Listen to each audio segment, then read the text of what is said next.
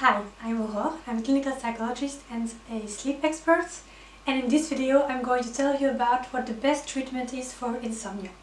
So whether you have difficulties to fall asleep, or if you wake up at night and whether you have difficulties to fall asleep again, it's also possible that you wake up at night and then you just can't fall asleep again and then you don't sleep enough. Any of these problems, a combination of them, it's the same treatment that works the best. So first I'm going to tell you what the treatment is, and then afterwards I'm going to share with you some scientific evidence for its effectiveness. So the treatment is called cognitive behavioral therapy for insomnia. So there is a behavioral component where we are going to look at some behaviors that you have that have a negative effect on your sleep. A part of it is sleep hygiene, so we're going to talk also about caffeine and alcohol, but about a lot more than just that. And then there is a cognitive part, where we're going to look at certain thoughts that you have about sleep that are dysfunctional and have negative effects on your sleep. It's a relatively short treatment. Now, depending on therapist to therapist, they might use a slightly different structure.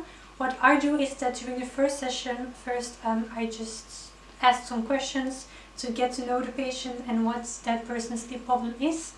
Then afterwards I have a psychoeducation session where I give information about sleep. Because when we'll be working on the behavioral and cognitive parts, it's important that you know why I will be asking you to do certain things or why certain thoughts that you have, why they are wrong.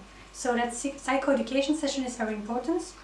Then afterwards, depending on the patient, I will have 1 or 2 behavioral sessions. And then afterwards I have 2 cognitive sessions. And so the last session is partially cognitive, and it is also a session where we're going to look at your evolution during the therapy, and also where we're going to discuss what you must do in the future, because really the therapy is about giving you the means to deal with insomnia yourself. Because although it works extremely well, it is not a miracle solution, and it's possible that in the future that you might have a new insomnia episode. And in that case, the therapy is going to give you all the means to deal with that insomnia episode yourself.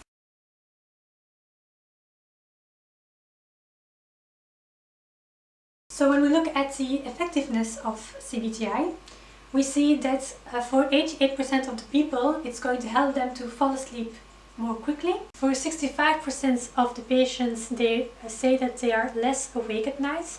53% of the people say that they wake up less often. And for 42% of the patients, it's going to have an effect on their total sleeping time.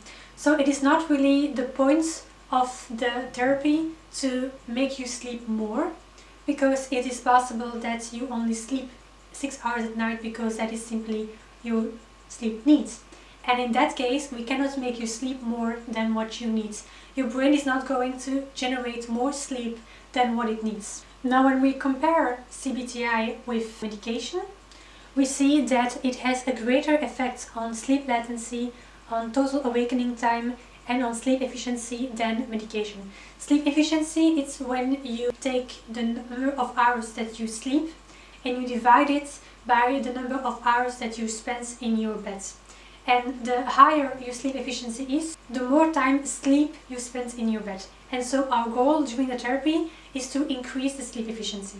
Very often people who suffer from insomnia, they also have other psychiatric or medical disorders, and that is not at all a problem. This study looked at the effects of CBTI for people who have also psychiatric comorbidities, and there we see that it has large effects on the score on the Insomnia Severity Index. The Insomnia Severity Index is the most used scale to measure insomnia. So CBTI also has a large effects on people with insomnia who also have psychiatric comorbidities. It also has a large effect on hypnotic use, so on the use of medication to sleep, because that is also something that we can do throughout therapy, is to get rid of the sleep medication that you take. Then it has a medium effect on the sleep efficiency, on depressive symptoms, and a small effect on anxiety. So CBTI also helps for depressive symptoms and for anxiety symptoms.